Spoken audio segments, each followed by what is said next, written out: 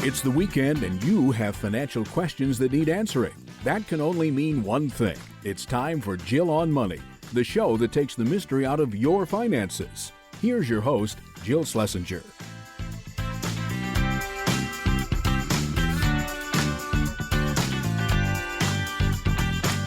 Welcome, welcome. It's the Jill on Money Show. This is the program that tries to take the mystery out of your financial life. We do that by answering your questions. If you've got one, just go to jillonmoney.com and click the Contact Us button. Write us a note, and if you'd like to join us live, just check the box. Let's start with an email. This is from Michelle, who writes, "Hi, Jill. I would appreciate your advice for a tax strategy for my traditional thrift savings plan 401k.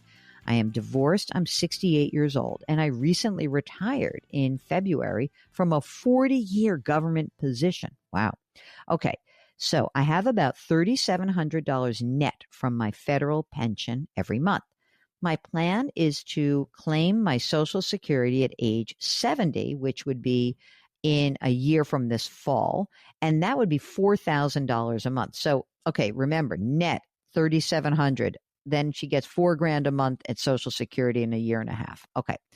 And now Michelle also says she's got $900,000 in the 401k. It's all in the G fund, which is government securities. That's very rare. I don't usually find that a lot of people are in just the safest investment. It's usually the other way around. It's usually people who will say like, oh, because I have a pension, I can take a little more risk. So Michelle, very stable investor. Okay. She goes on to say, after listening to your programs, I think I need to take out as much thrift savings plan money before starting my Social Security in a year and a half, but I have to watch those tax brackets. I was thinking that I would put the money in tiered CDs, as I do not like risk. So there she is. She hates risk. Okay. I have a large enough bank savings account to live on. I don't need the 401k anytime soon. There are no outstanding loans. My house and car are paid off. Any advice is appreciated.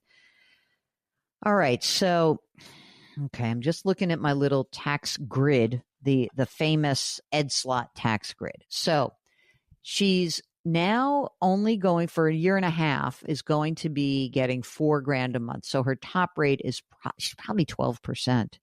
I mean, you could take $100,000 out, right? And you'd be in the 24% bracket. I don't think I'd go above the 24% bracket. And I know that it's going to be kind of a drag, but look, the money's going to have to come out one way or another.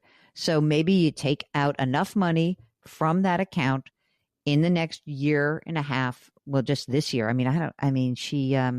She retired February. I don't know if she got a severance and what the amount is, but you'll have to look at just a tax grid so you can look at it. But next year, again, you'll get some Social Security, but later in the year. So maybe you get 2 years of taking out 100 or 150 grand.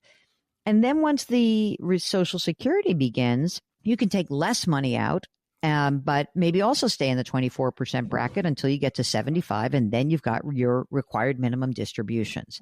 The thing that's interesting here is that the money's going to have to come out. And the real question is, what tax bracket will it be when it comes out? And that's why I think maybe 24% is it. You don't need the money. And if you don't like risk and having money in your tiered CDs, fine with me.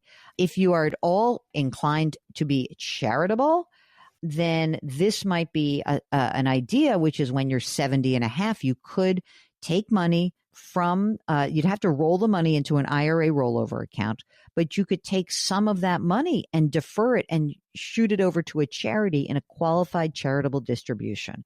But again, that money would have to be, it cannot come from a 401k or a thrift savings plan. It would have to be rolled into an IRA account in order to use a qualified charitable distribution. That's a good one, though. That's an interesting question. Okay. File that under the, good problem to have. Good problem to have. I know. You're right. Okay. This is from Norman, who says, I've invested in the stock market. I've done well. Also have put money into 401ks. Now I've been retired for a number of years, and I've got investments in 5 or 6 different places. I want to consolidate my accounts because it's too difficult to keep track of. No kidding, man. Also, I don't want to be at the mercy of the stock market. He says, I no longer think long-term in the sense of investments. I've already done that and I've earned my money. I would like to have 1 or 2 places to consolidate the investments that are not at risk, yet still making some money. Where can I put the money where it can earn a small amount of return, and be safe from the volatility of the market. I never hear you talk about what to do with your money after retirement to keep it safe. By the way, I want you to know that I'm one of your greatest fans, and I always enjoy listening to you and your advice. Okay, Norman, first of all, I love the idea of consolidating. I like to consolidate where I have maximum flexibility and access to index funds. So what does that mean? Well, that could mean that if you have an account at a place like Fidelity or Charles Schwab or Vanguard or T. Rowe Price or E-Trade, you just pick one of these places. And I get that you want something that is less risk. So you could use a short-term bond fund.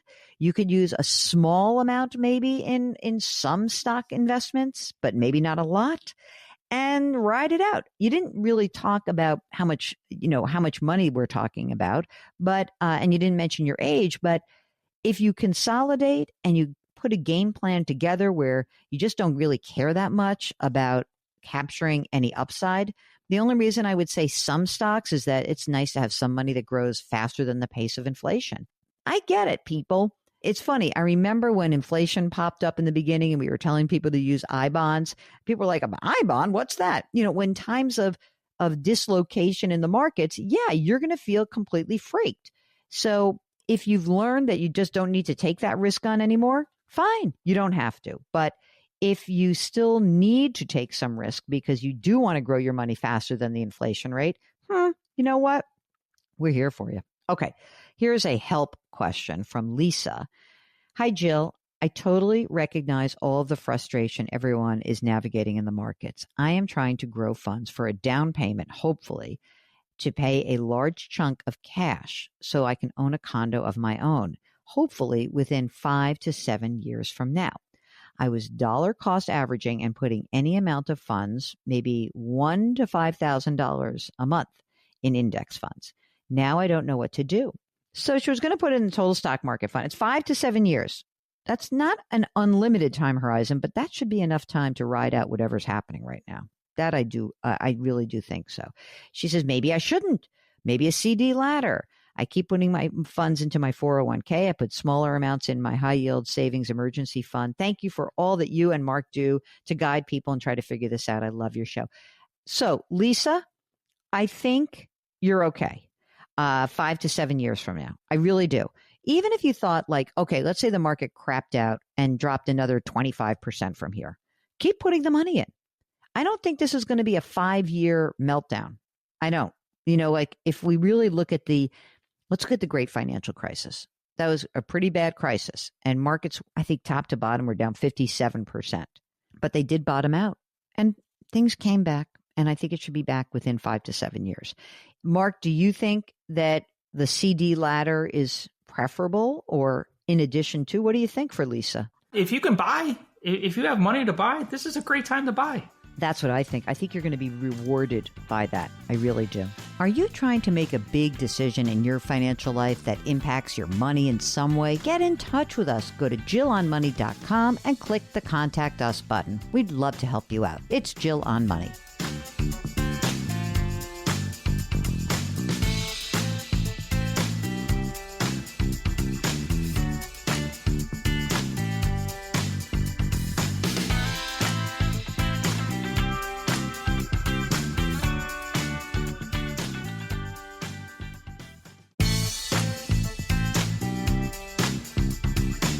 Back to Jill on Money, where Jill Schlesinger helps you take the mystery out of your finances.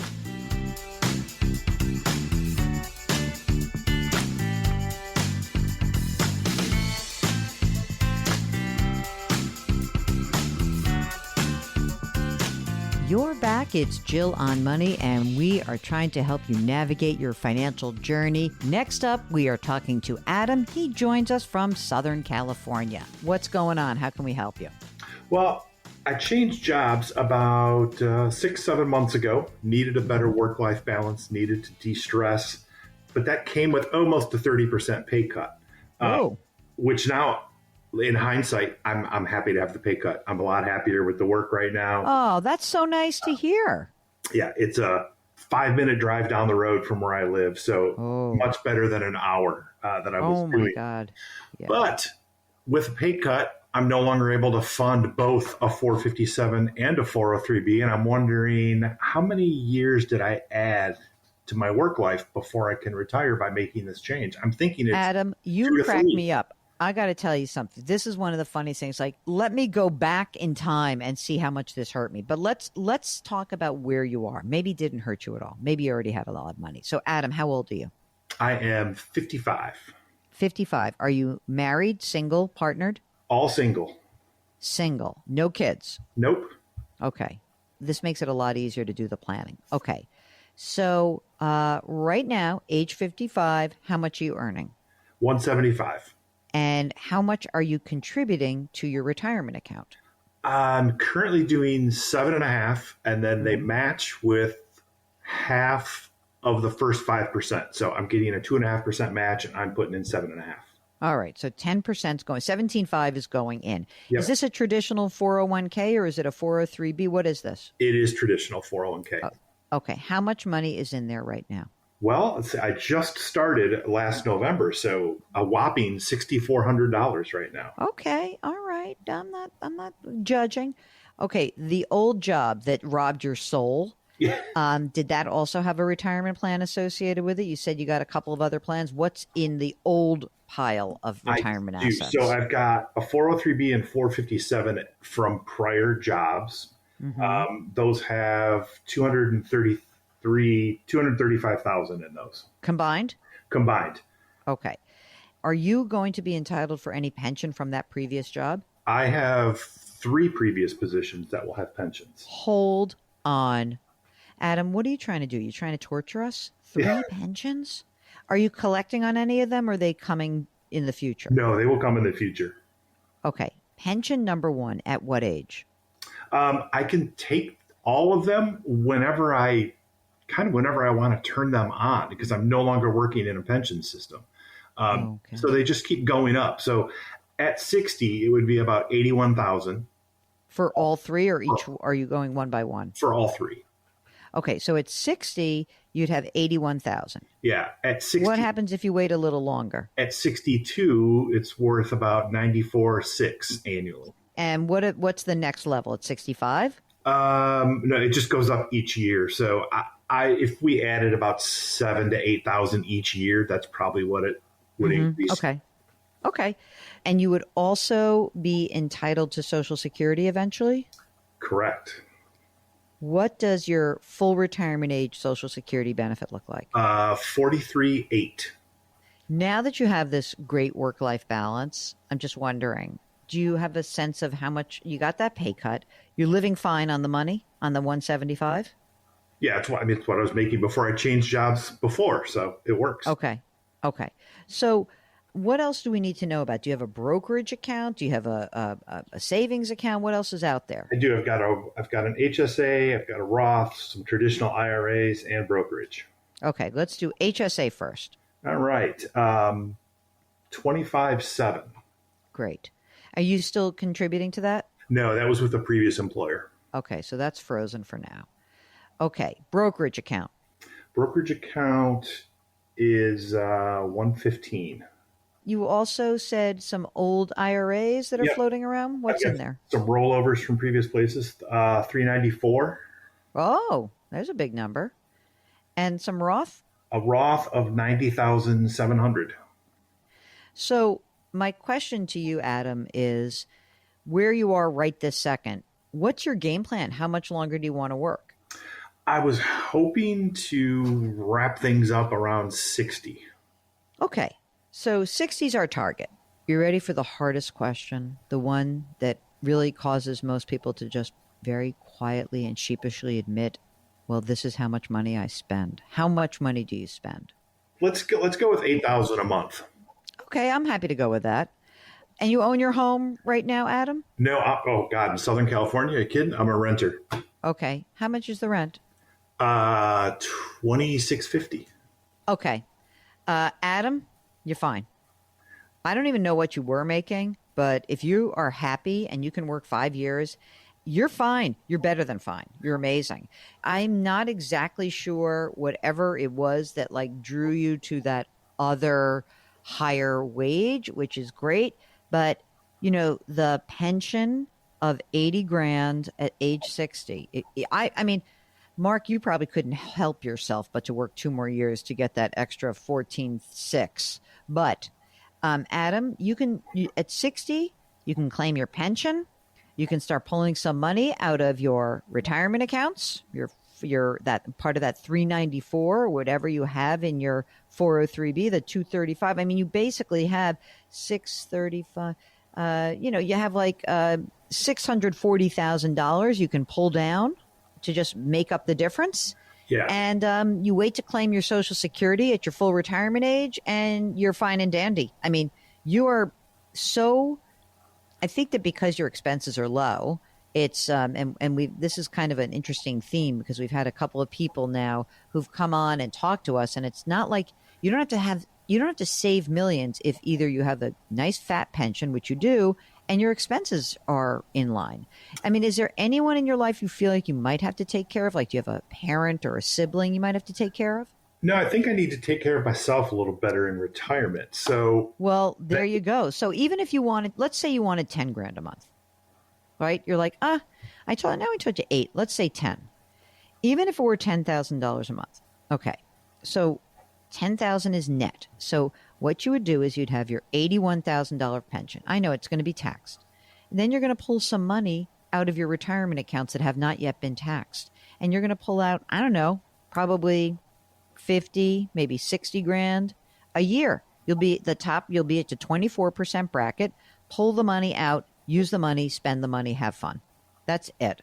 And you will live on your 10 grand a month, and you'll be fantastic. If you decide once you get to 60, you're like, I'm still happy. It's good. It's fine. Because I have a better work-life balance. Great. But there is no issue here. Zero. And so I don't even want you to look back because it's very intoxicating. I used to do this myself, so I'm going to admit to you, I don't take my own medicine sometimes. When I first went into the world of media, I left the world of financial planning. Guess where you make more money? Yeah, you're right, financial planning. And every so often, I'd look at the markets and I'd be like, oh, based on the money that I was managing and what was going on at the company, this is how much more money I would have made had I stayed there.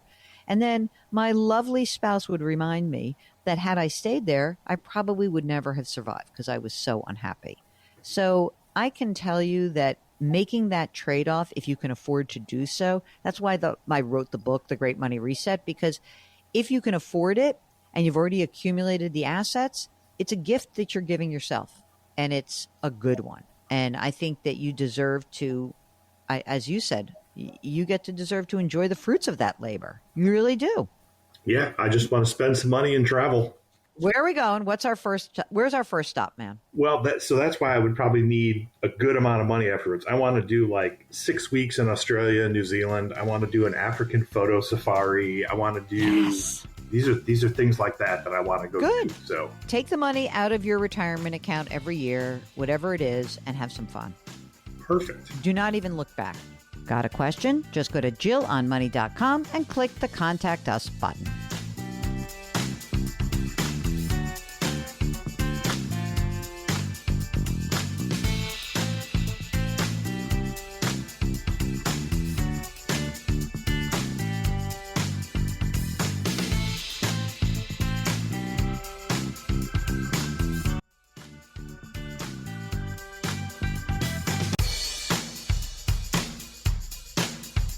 Do I invest here? Should I put my money there? Jill Schlesinger can help you. Back to Jill on Money.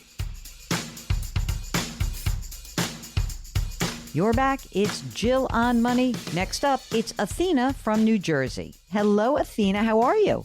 Hi, Jill. How are you? Great. What's happening? What can we do for you? So I am 47 and a half. And a half. How's that half year going so far? It's going. Okay. I would like to retire next year around this time. What? You stop that. Why? You're too young. I'm actually really tired of working. Do you do so? Wait a second. Maybe you've got a ton of money. Okay. So 47 and a half wants to retire next year. Are you like just burnt out? Is it a kind of job that would cause burnout? I think that there's been a lot of stress with the world and politics right now. And I just need to kind of save myself because I'm like not sleeping. It's kind of, yeah. So the world right now, I just need to sort of relax and try to enjoy what I have. You need to reset. Left. So is it a permanent retirement or just a break? Yeah, maybe it's a break. No, I think it's a permanent, if I can do it. Okay. So you're 47 and a half. Are you married? Are you single? Are you partnered? I'm single. I just have 2 cats. Single and 2 cats. Okay. Very good. Athena, are you going to be entitled for any sort of to any pension? Yes. So I'm former military and I have a pension of $2,400 a month. Okay. And then in my previous civilian, or my first civilian job, I worked there long enough where at age 65, I have a pension of $472. Great. Are you collecting that $2,400 a month from the military right now? Okay. Yeah, and it's tax free. What else have you squirreled away in addition to the 2 pensions that will come? And the 472 you said, was it at what age? 65? Yeah, 65. Okay, got it. Okay. 20 long years, 18 long years from now. Okay. What else do you have saved? So my money is in 3 places. In the Charles Schwab account, I have an individual brokerage account, about $10,000. I have a Roth 401k, $52,313. Just give me round numbers, lady. Okay. Roth 401k, 52 grand. 52. Okay. And then rollover IRA, 879. 879,000? Yes. Wow. And that's a traditional, right? Yes. Okay. Do you own your own home? So I want to retire in Panama. Oh, okay. And I own the condo in Panama free, out. There's no mortgage. And then I currently have a mortgage in my New Jersey house. How much is the house worth in New Jersey, do you think? $515. And what's the outstanding mortgage? $330. What's the rate of that mortgage? 2.25. Oh boy, that's cheap. So the retirement place in Panama, that's where you want to retire to.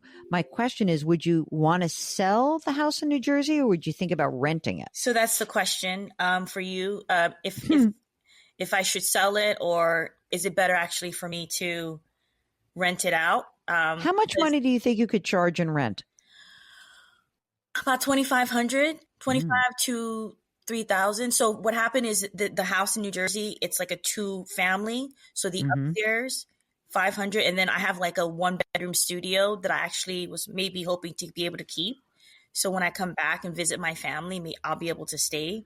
Okay, you have a 2-family home. It's worth $515. There's a $330,000 mortgage. You could get $2,500 for the not for the studio, for the upstairs, right? Yeah. Mm-hmm. Okay. And what's the house cost you to carry on an annual basis? Do you have an idea? I mean, you got the mortgage, so you know what your mortgage payment is. But if I tallied it all up and I said principal, the interest, the taxes, the homeowners, what do you think that you're spending a year on the house? $36,000. 33. Okay, so $3,000 a month. Mm-hmm. So if you could if you could rent out for $3,000 a month, it could basically cover your bills, almost, not perfectly, but about, right? Yes. Okay. So you ready for the important question here? When you live in Panama, since you know about this, I presume you understand what it would cost you to live there. Yep. What do you think you need to actually spend in Panama? $2,000. That's it? Yep. And so your pension of $2,400 a month, which is tax-free, that will basically cover most of your needs. Yes. Okay. So essentially what you could do is... So Jill, I still have more money left. Tell me more. Oh. Okay. Keep going. Keep going. I love this. In STI, Roth, $57,000. Okay. That's in addition to the Roth with 52,000, right? Yep. Okay. Yep. And then I also have I did roll over my TSP. Yep. To the SCI, and that's $200,000. I mean, and you have some money in the bank? And also I have an HSA. Oh, good. But you're about covered for 102 healthcare through the military, right? Yeah, but I've been working for companies that've been offering me HSA, so I've been using it as a way to like Great. save more money. Fabulous. 102,000. Whoa, that's awesome. Yeah. And money in the bank. Give me that number. 65. Perfect. What are we talking about here? Like, do you know that you're fine, right? Do you know that you're fine? So I can't really take my money like in my 401k or anything like that because I'm still too young. Of I course. just want to. But you have money. You do 65. have money.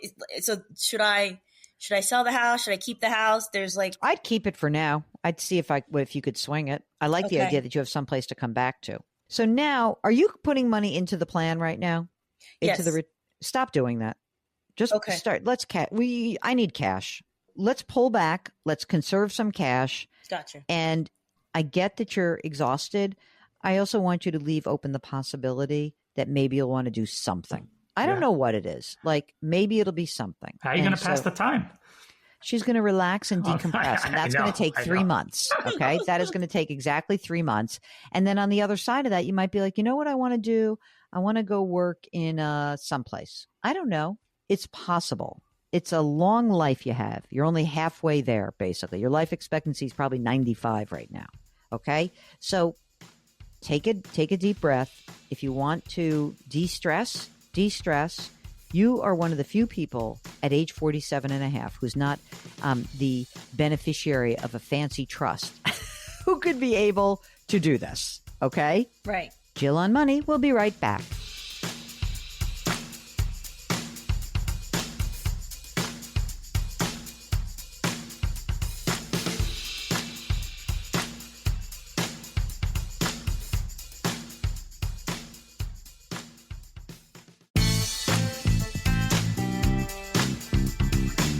If you've missed any part of the show or want to check out a past show, go to JillOnMoney.com for more great personal finance content.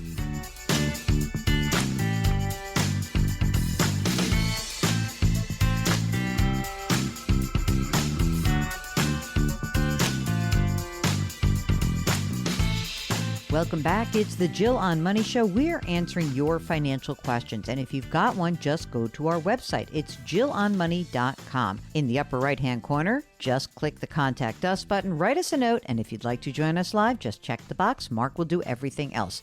While you're on the website, check out all of our content that lives there. We've got 2 podcasts. We've got a blog, videos, resources, and definitely sign up for the free weekly newsletter. That comes out every single Friday, a great tune-up for this show. Okay, let's get back to you. This is an email from Lisa. In the fall of 2024, I began using a financial advisor that is a close friend of my daughter. Already I'm worried.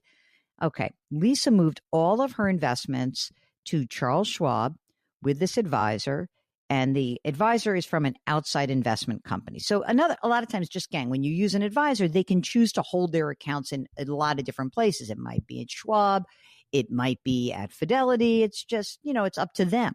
Okay, so last week, Lisa was notified by Schwab that the service agreement between Charles Schwab and the advisor firm will terminate effective end of April. And Schwab will no longer honor any authorizations with respect to my account. This termination is due in part to FINRA. FINRA is the self-regulatory body of the advisor world. And this is due in part to FINRA's decision to bar my advisor's FINRA membership. My advisor claims that 5 years ago, he was thrown under the bus as a new employee by the advisor he was working for. He has been working with FINRA on these allegations, and he is not able to afford the constant legal expense of fighting this should I move my money to a new advisor. Oh, my God. This is a bit of a fiasco. Okay, Lisa, take a deep breath. Since you just started working with this advisor, I would say yes. I would move the relationship. It doesn't mean that this guy is guilty. There's a lot of times where FINRA and the Certified Financial Planner Board of Standards, where they do an investigation and somebody is ultimately cleared, but you can't afford to wait that out. So what I would suggest is, I don't know who you were using previously, maybe what you just say to Schwab is, you'll manage it yourself. Get back in touch with us because we want to find out what else is going on in your financial life. But yeah, you should absolutely terminate the relationship right now because it's not worth it to you. All right. Now, next up, this is from Amy, who is a single 40-something who has no children.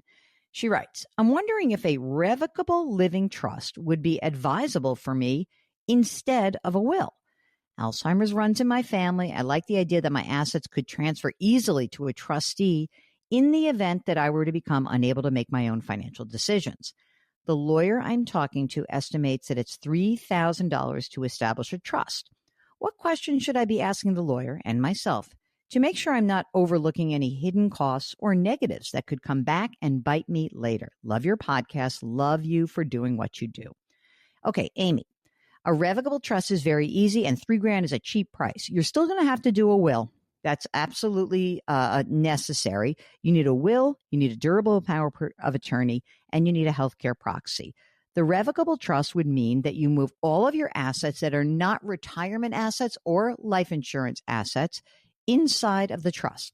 So you're going to draft the trust, but then you've got to make sure the trust owns all of your assets. That could include a bank account, by the way. So you want to make sure the trust is the owner. And otherwise, you just have to make sure that you're talking to the people who would be the folks who would take over in the event that you couldn't. But otherwise, if you like the idea, that's fine. You will need a will. Again, a will, a trust, a power of attorney, and a durable healthcare proxy. Okay, next up, here we go. This is from Trevor, who writes, Jill, my wife has $250,000 from a settlement. She is 5 years away from retirement. What is the best product to invest for income generation, as she would like to retire early? She is risk averse and nervous about being scammed. Please help. Okay, so in fact, the subject matter of Trevor's email was annuity or dividend for income. Okay, so let's say you're really risk averse. What would you think about? You would think about building a ladder of bonds or CDs. That's one thing to think about. So you might say, for 5 years, we might throw $50,000 in, say, a 3-year, a 4-year, a 5-year, a 6-year, a CD that would mature every year. But if you think that she wants to make sure that that money could be available to shoot out income so that she doesn't have to think about it, you could consider something called an immediate annuity, where you put the money in and then, you could basically say for 5 years, you might, I don't know if she needs the money now, but I don't know if she needed money now, you would have an immediate annuity, and otherwise you could have a fixed annuity. Whatever you choose in this product world, I would get a fee-only financial planner to do the research for you. We don't know how much money she has in other areas. And if she's nervous about being scammed, I understand that. What I'd like to know mostly is if you and your wife have other money set aside for retirement and how we could augment that with this $250,000. If you've got something going on, get in touch with us. Go to our website, jillonmoney.com, click the Contact Us button, and let us know how we can help you out. If you'd like to join us live, just check the box. Mark will do everything else. It's Jill on Money.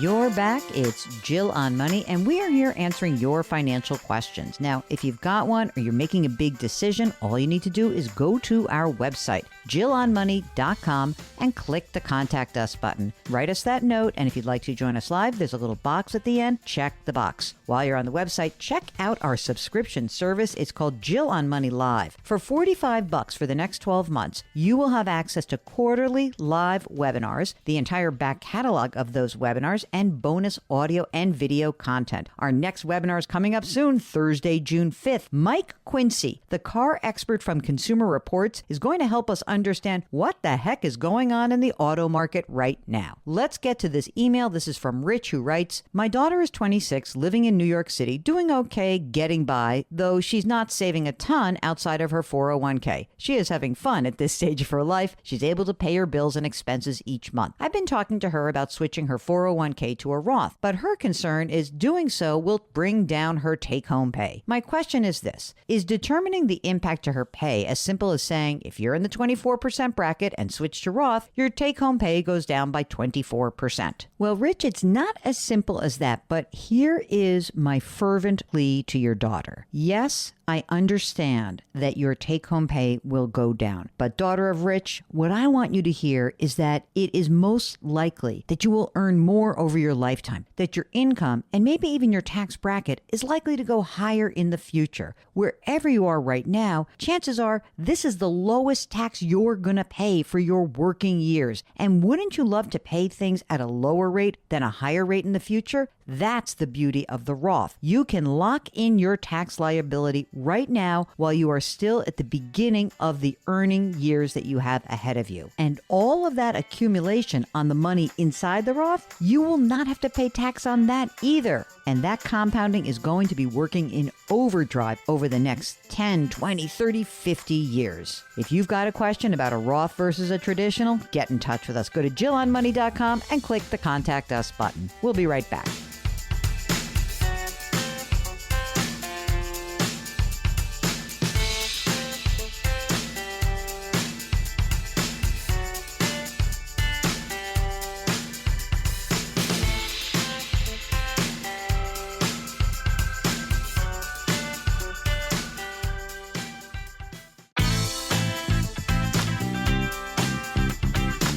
It's the weekend, and that can only mean one thing. You're listening to Jill on Money, the show that takes the mystery out of your finances.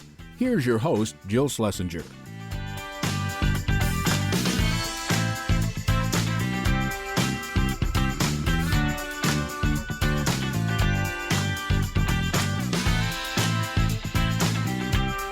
Welcome back. It's hour number 2 of the Jill on Money Show. This is the program where we help you make big decisions that have some sort of impact on your financial life. If you've got something going on, get in touch with us. Go to our website, JillOnMoney.com, click the Contact Us button, and let us know how we can help you out. If you'd like to join us live, just check the box. Mark will do everything else. Right now, let's get the hour started. This is an email from Michael.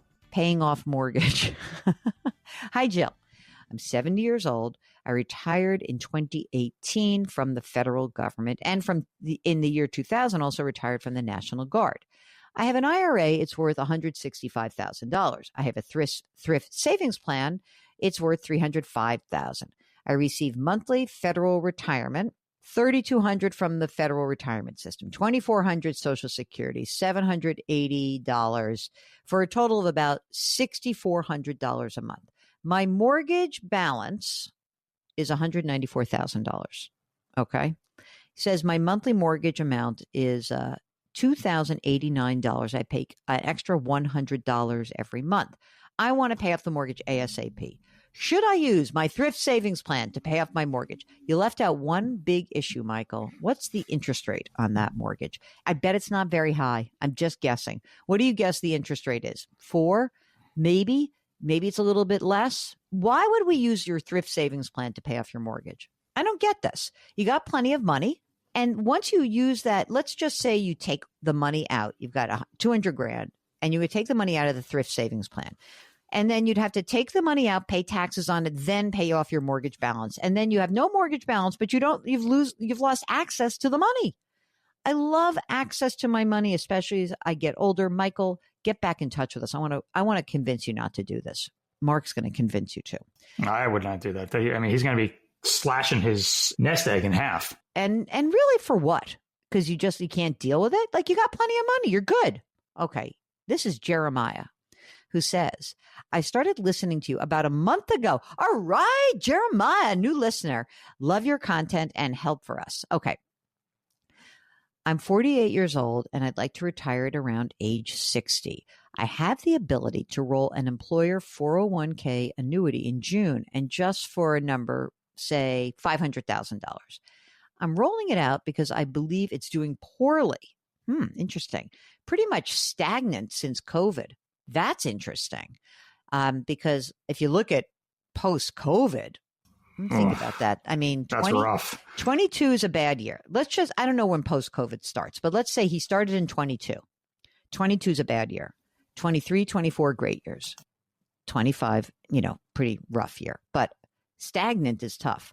Okay, Jeremiah is using an advisor. He says, I'm thinking about dollar cost averaging over 12 months. Would this be a wise move? Should I roll and reinvest it all at once?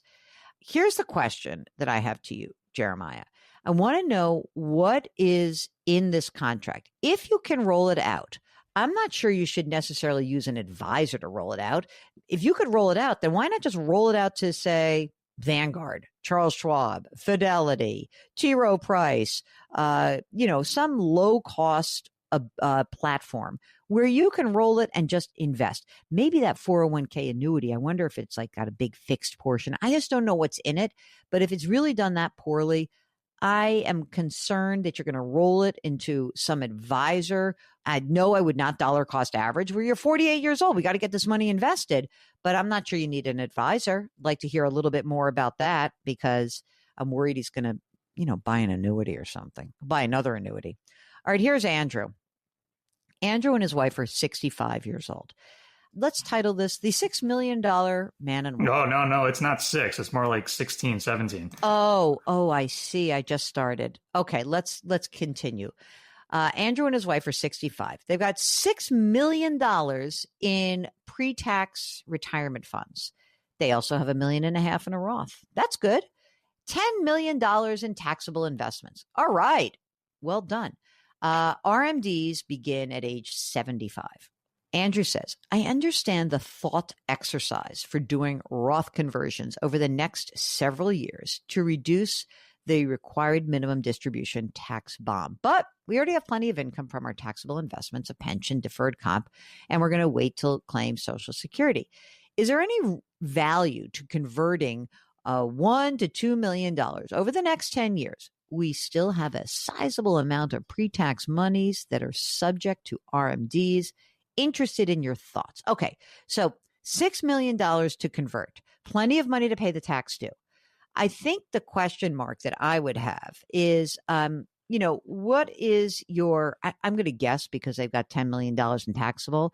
You think they're in the highest tax bracket or not, Mark? I would think so, yeah. So here's the risk, Andrew, is that, you got 10 years or however long we have this, where you have tax rates at 37%, even in this current Congress. I don't know if you heard this, Andrew, but there was some chatter about increasing the top bracket. It's been quelled, but I think one of the best reasons to convert is to lock in the 37% bracket, which is pretty much the lowest top bracket that we have seen in decades.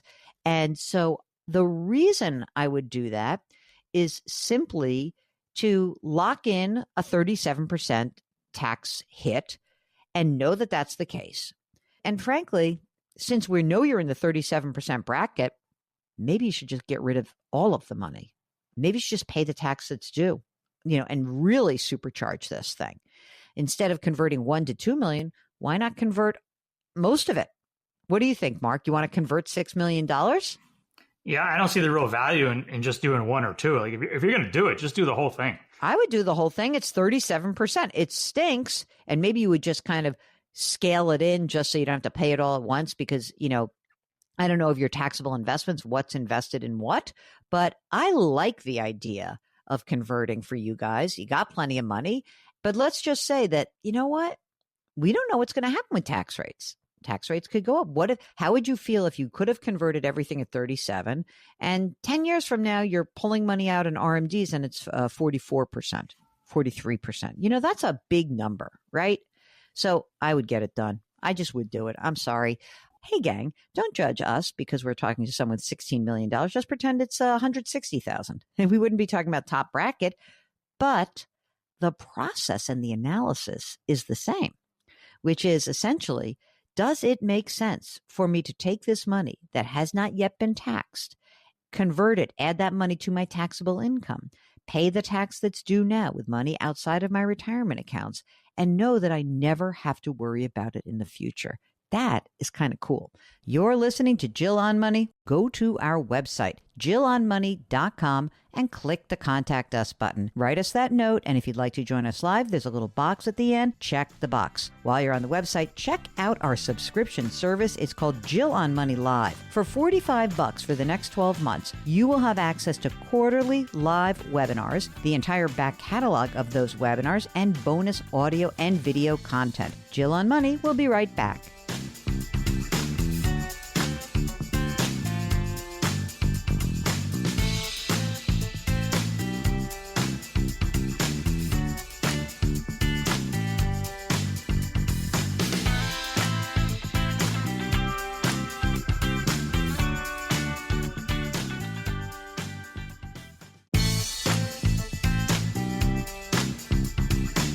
Back to Jill on Money, where Jill Schlesinger helps you take the mystery out of your finances.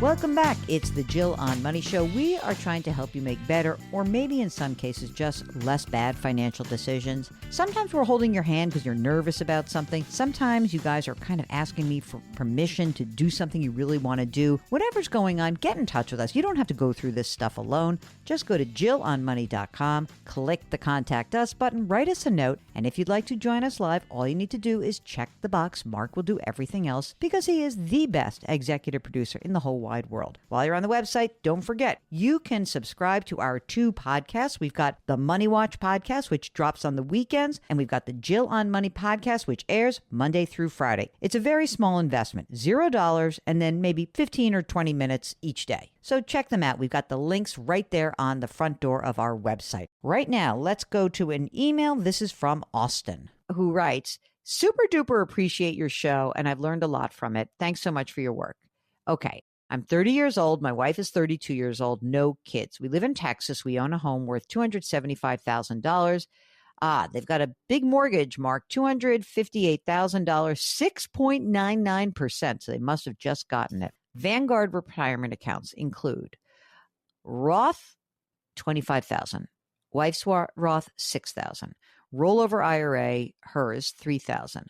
I have a pension through my work as a clergy person. I'm not even sure how it works or its eventual value. I assume the longer I work in my denomination, the better the payout that it will become.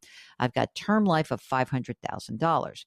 Question: does it make sense for us to hire a financial advisor? I'm going to say no right now, but here's the extra piece of it. We have a family friend who we trust who works at a big box retirement company. If we decide to sign on with him, a 1% fee. I'm not a huge fan of that. From your show, I think your general advice is to just invest in the market, S&P 500, total stock market ETFs.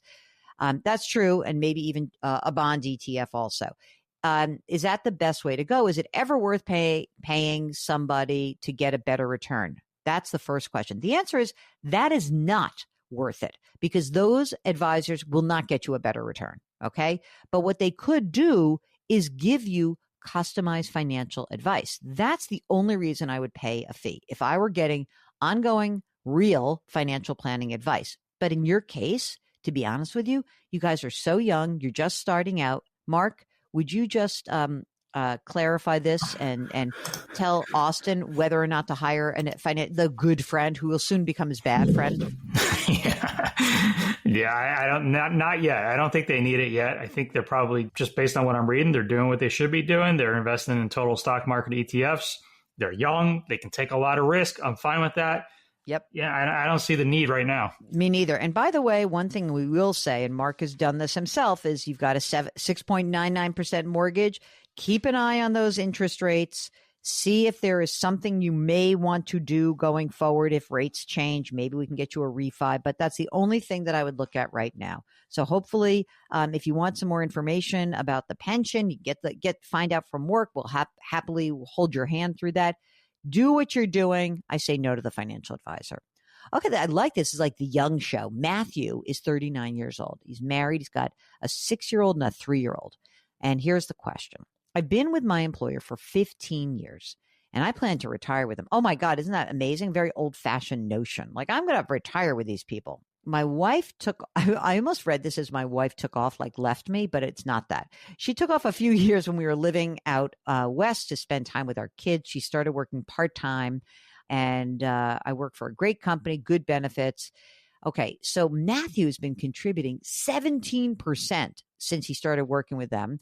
And check this out. He puts in 3%, they match 7%, and then he puts in another 7%. So he puts in 10, they match 7. Okay, we are also an employee-owned company, ESOP, and I've been in the stock program since day one. And an employee stock ownership plan is a very interesting plan. Very few places have it, but the majority of that plan is a traditional 401k and ESOP. They've recently added a Roth option. He rolled over some of his pre-tax money, not all. He started contributing 10% to the Roth, and the company match of 7 will go to the pre-tax. I started a 529 for one of the kids, and then an in-state prepaid plan with the idea that one might stay in state, the other might go out of state. All right, you ready for these numbers, Mark? I just want to say one more time. These folks are 39 years old, okay? Here we go. Traditional 401k, $588,000. Roth and Roth 401k, $100,000. Brokerage, $16,500. ESOP, $415,000. Cash, $40,000. And 529 of $25,000. So they're doing incredibly well. And they got they own a home and they've got some equity in that home, a couple $100,000 of equity. Okay. Here are the questions. Mark, I'm going to read the question. You're going to give the answer. Question. Should I combine my investments into a single provider instead of having them both at Fidelity for work and then Vanguard for personal? What do you think, Mark? No, that's fine. I mean, you really can't control who your employer uses. If you want to use Vanguard for your personal accounts, that's fine. I mean, one day you might roll all of your work stuff into your Vanguard anyway, so I have no problem with that. I don't either. Okay, next. Is 10% Roth contribution a good idea? Is it enough? Should I do more? What do you think for that, Matthews wants to know? If you can do more, do more. I think the goal should be to max it out. Absolutely. Not that I plan on retiring early, but could I be on track to retire at 59? I'm going to answer that. This completely depends. I would not even look at this right now. It's 20 years from now. Let's get I get it. You want to see if you can change careers? I think you're probably on track to be able to do that. But if you really want those opportunities, just keep doing what you're doing.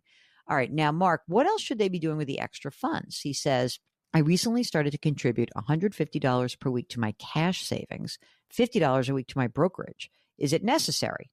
I mean, if I look at this whole thing, the one area of potential weakness is probably the 529 plans. I see one for $25,000. They have 2 kids. So if there's extra cash flow, that's probably where I would focus. Well, wait a second. I'm going to free up a little more cash flow with this next question. Matthew has a mortgage, okay? And the interest rate is 4.3%. He says, we bought the home in 22. We like it. We don't love it. He has been paying an extra, wait for it, $1,500 a month. And he wants to pay this down in 5 years.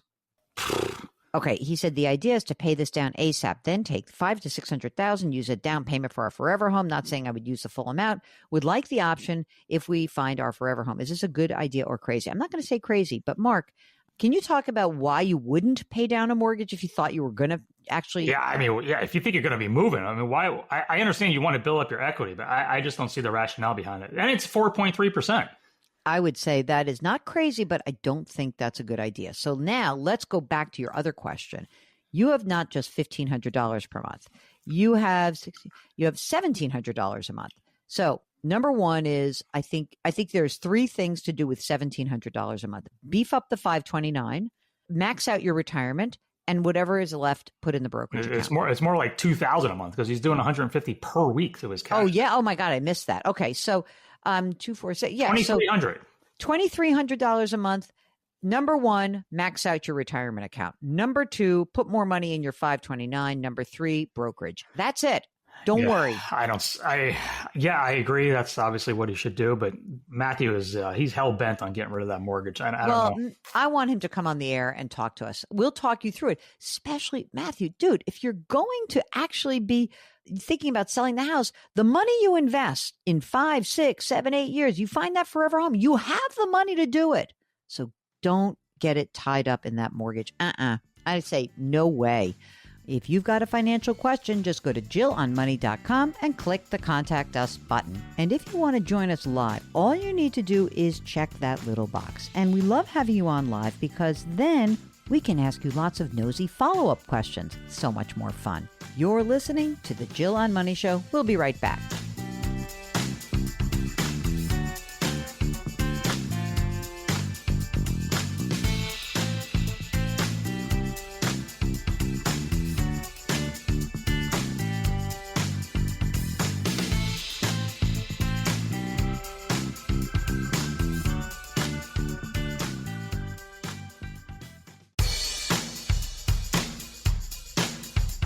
Do I invest here? Should I put my money there? Jill Schlesinger can help you. Back to Jill on Money.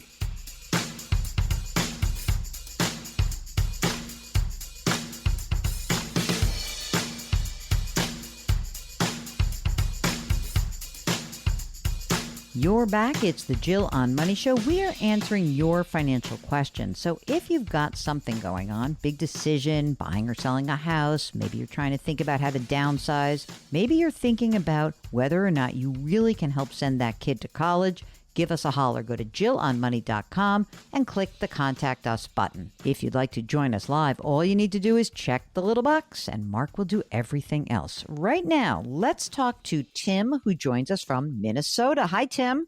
Hi. What's going on, man? Well, I've want to retire, and I am retired, but not collecting anything yet. I've worked 39 years. I've saved some money in a 401k and put a little bit into a Roth, diversified with some property. And I guess I'm just struggling on if this is enough. I think it is, but at the same time, I need more reassurance. Does that make sense? And especially what's going on right now? Tim, I've got reassurance up my sleeve right here. Don't you worry. So how old are you? I'll be 63 in May.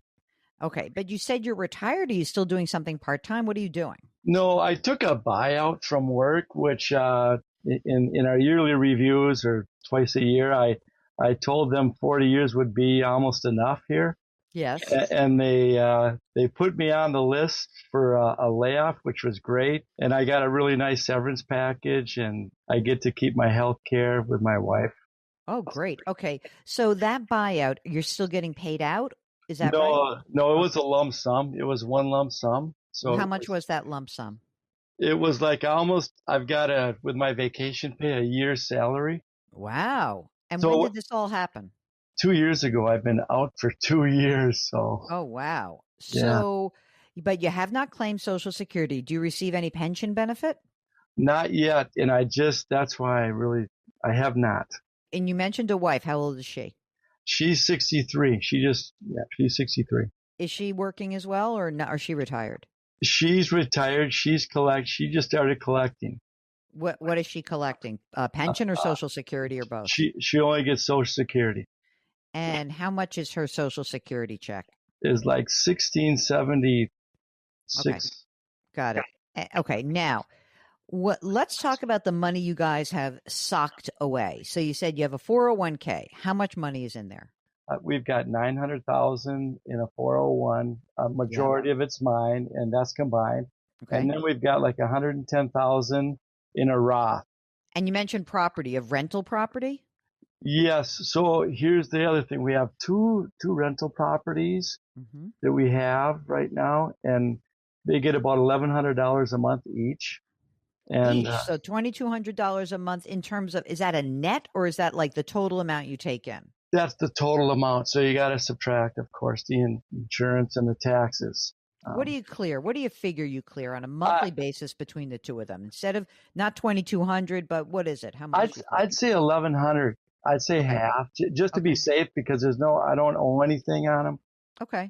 What are they worth? What are these two different properties worth? The one is worth 200, and the other one's worth 300,000. 200 and Okay. 300,000. Do you like managing them? Do you think about selling them? What's your thought process? Yeah, I am right now thinking about selling the more inexpensive one right now, just to have a little bit more money reserve. Yep, yeah. Okay. How long have you owned that? I've owned the more expensive one since 2007, 8, right around 2008, and the other one, the 2012. What did you pay for the $200,000 one? Oh, I don't. Well, of course, the downturn. It was after that coming out. I paid $34,000. Get out of here! Oh, yeah, so it's really appreciated.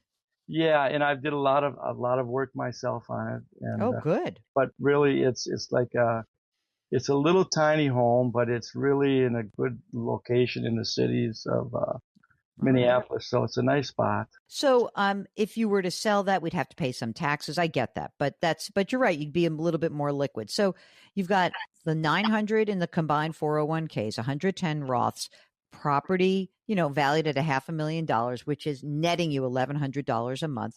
Your wife has claimed her Social Security, $1,670 a month. You haven't claimed yet. How about money in the bank? Money in the bank, we have like 44,000 in the checkbook, and then we got like about 9,000 in like a savings vacation type fund that we don't use that much, but okay. The primary home, where you live, how much is that worth? This place here is I'd say at least 500,000 tax assessed value. And do you have a mortgage still? No, everything that I have is paid for. Okay. And you want to stay where you are, Tim? Do you feel like, well, we're young and we're happy where we are? Do you think like, we're selling this and heading south? Or what's your game plan? The plan here is I still have a little bit of property across the street from where I'm at. I'm on like a 10-acre parcel and I love it. I'm close to the city. I want to live it out here. So I don't really want to move, but I want to do some more work to this house. And I want to free up some liquidity to work on the house. So I want to stay. Okay, great. All right, you ready for the big question? How much do you and your wife spend on a monthly basis, approximately?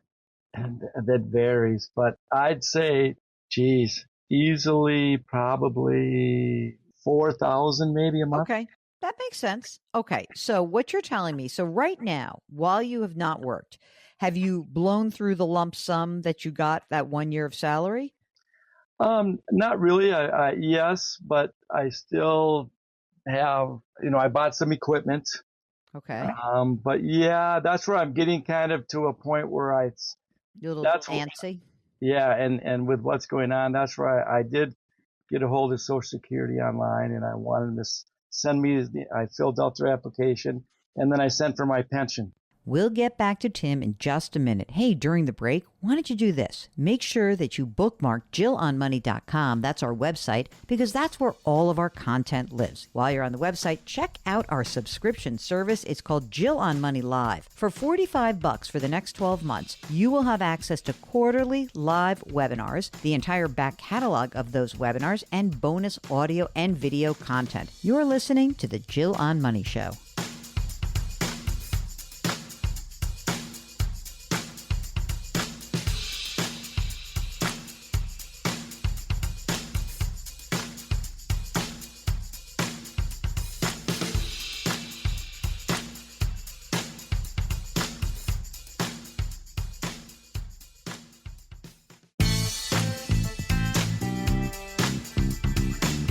If you've missed any part of the show or want to check out a past show, go to JillOnMoney.com for more great personal finance content.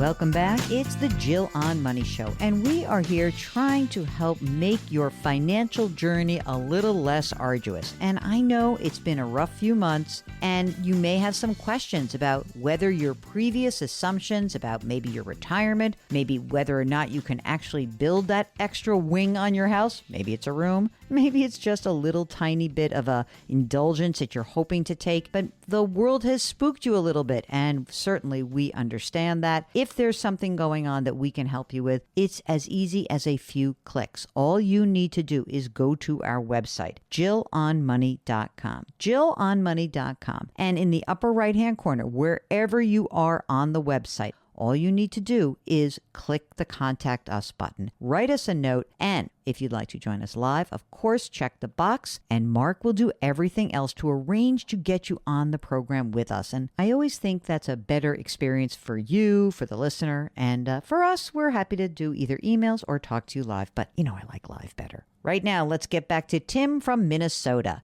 So tell me about what is the pension and what is the Social Security benefit that you've gotten? I mean, that you're entitled to. When would the pension kick in? I'd like him to start it, I told them, on June or July 1st.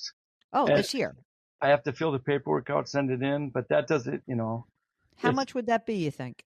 Last time we went through this, it was like $2,400 a month for my pension. So you got the pension, which you would add to your wife's Social Security, plus the net amount from your rental property. And the health care, you're okay until you get to Medicare. Is that right? Yeah, it's $330 a month for my wife and I. Oh, my God. That's what pushed me into this, too, because it was such a good benefit. Okay. So the pension starts. And then do you have an idea about the Social Security benefit? I'm just wondering if you took it now versus you waited till your full retirement age, if you waited till 67, do you know what the difference in the amount would be? It would be the same as my pension right now. And then it would probably be like 3,100 or even. If you waited. Okay. Yeah, like 3,000 if I waited Okay. till 67, I think. Okay. I got you. So you got plenty of money. You're good.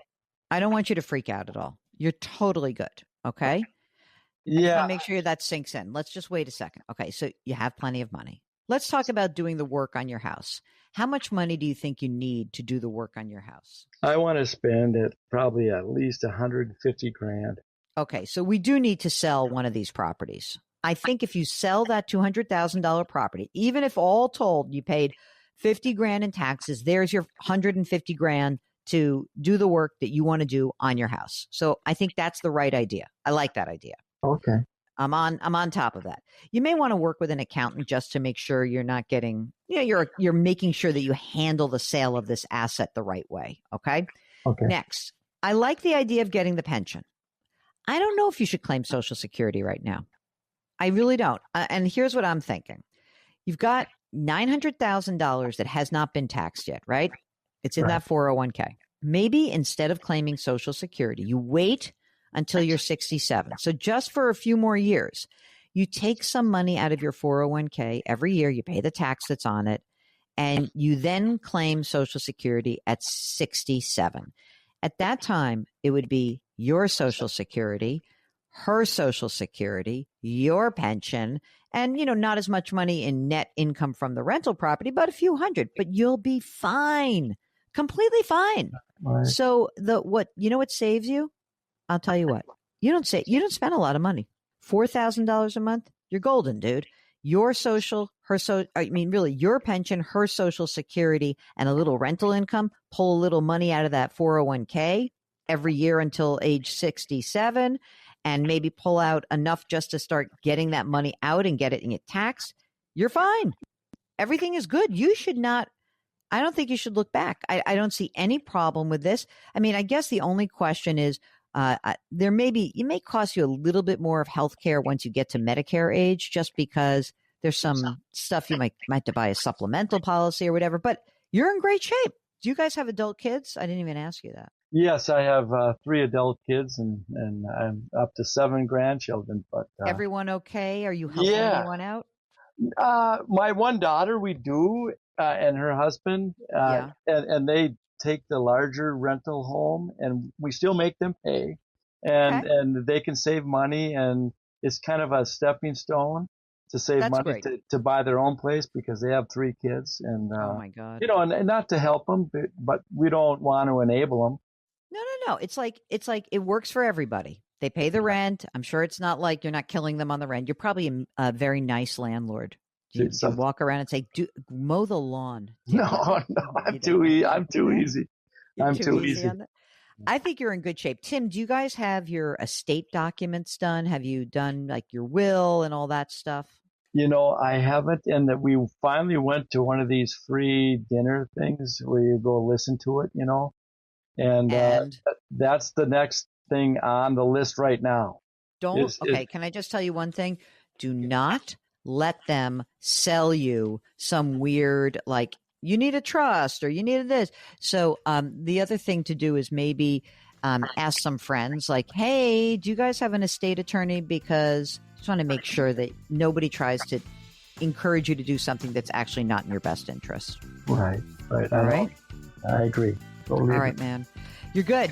You're free to go. So I feel very happy. I feel like a dream has been granted. If you've got a question, just go to JillOnMoney.com. Jill on Money will be right back.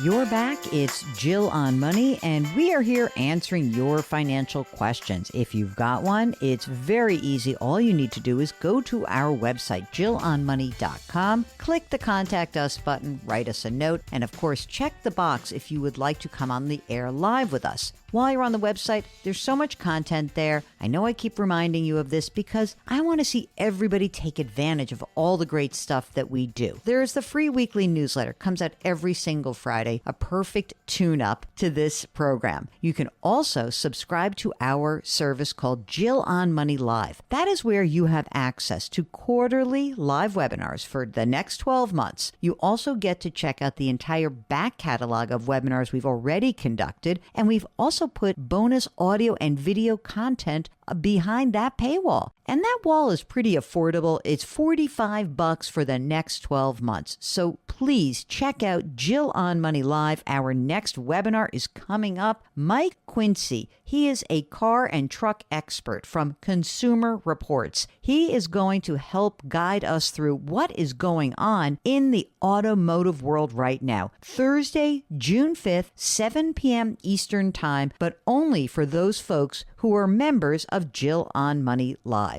All right, that's it. Enough of me pumping that up. We got a question that I think is a good one, which is from Anonymous, who wants to know, is it best to have your money in a bank like Wells Fargo or Citi or Bank of America, or I would just throw in a credit union on top of that, or a standalone brokerage that doesn't have an affiliated bank? It depends on what services you really need. So much of the modern financial institution has seen the lines crossed, so I would really encourage you to shop around before you make this decision. Well, that's it. That's the show, and we are so grateful for you listening. Our music is composed by Joel Goodman. Mark Talercio is our executive producer and king of all things web. Every week we ask you to do the same thing, besides hit that Contact Us button, and that is to do something nice for someone else today. Change your work, change your wealth, change your life. Thanks for listening. We'll talk to you next week.